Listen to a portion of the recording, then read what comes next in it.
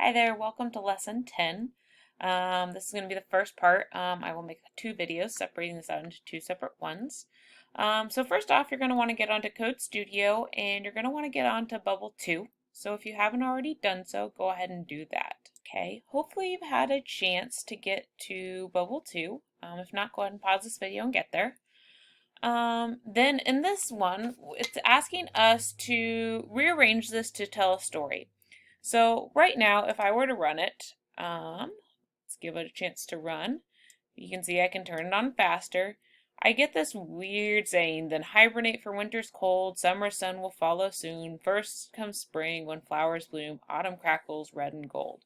So it doesn't really make sense, so we need to reorganize that. So go ahead and stop your video and give a chance to try it out and come back once you've had a chance to try it. Okay, hopefully you figured it out, but if not, the way that we can change this is we can change the order of what's called.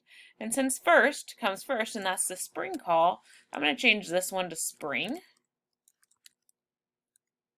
And then it's going to kind of make sense that it's going to kind of go in order, that we've got spring, summer, and then I want to call autumn. And then I want to call winter. And then I'm going to clear this out, reset it, and run it again.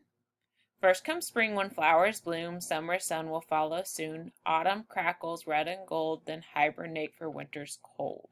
So now it makes sense, and that's all it simply wanted you to do.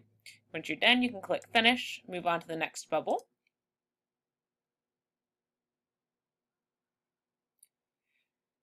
In bubble 3, we're actually building a house.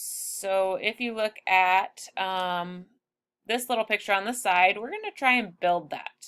Okay, right now if I were to run it, so let's go ahead and run what I've got right now.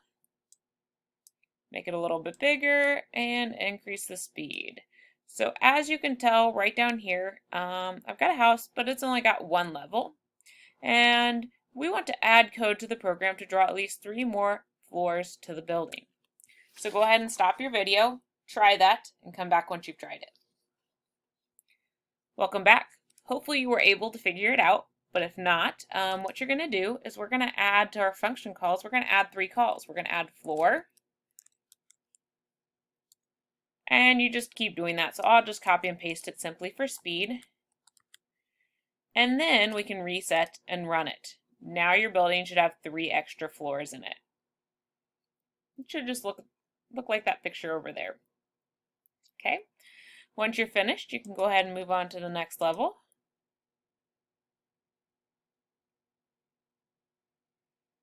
And in level 4, we want to, again, read it out. We're going to need to spell function names the same way you declare them and call them. And they follow the same rules as variables. They must begin with a letter and cannot contain spaces.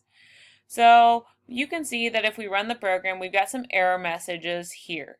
And you can tell that these do not follow our rules, that this one does not follow the camel case. It's not spelled the same way in our function, so let's just go ahead and get rid of it. And this one has a space. We cannot have spaces. So we'll just go ahead and get rid of that. That takes care of our misspelling.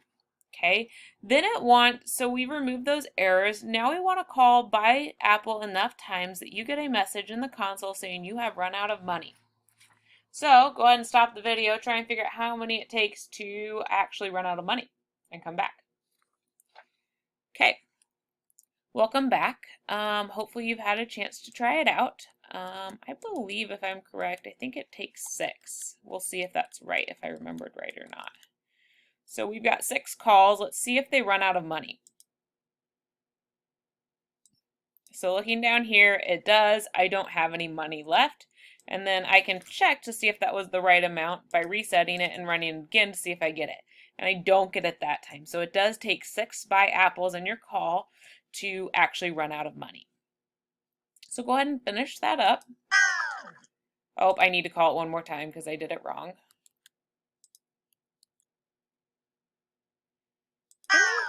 Hold on. Reset, run. Finish. Okay. Now we're going to move on to bubble 5.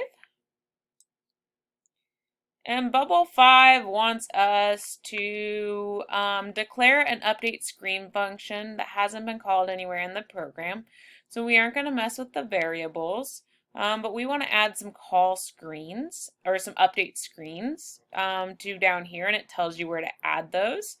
And it gives you this error because it hasn't been called in our program, so that's where we actually need to call it to run that program. So go ahead and stop this video, see if you can figure that out. Come back when you're done. Okay, welcome back. This one took me a little bit to figure out, but in your functions, we just actually need to call the update screen call. So right here where it says add code to update screen, we are simply going to type update screen exactly how it appears below, put in our parentheses and semicolon to close it off at the end.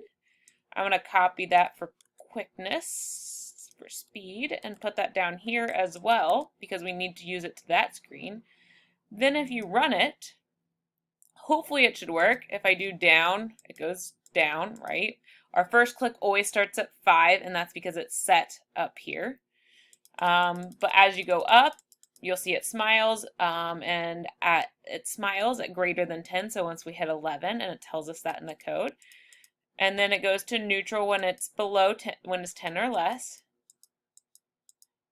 Then when we get down to below 0, we get our sad face, so it changes. So that's bubbles 2 through 5. I'm going to stop this video and I'll come back to show you how to do the rest later on.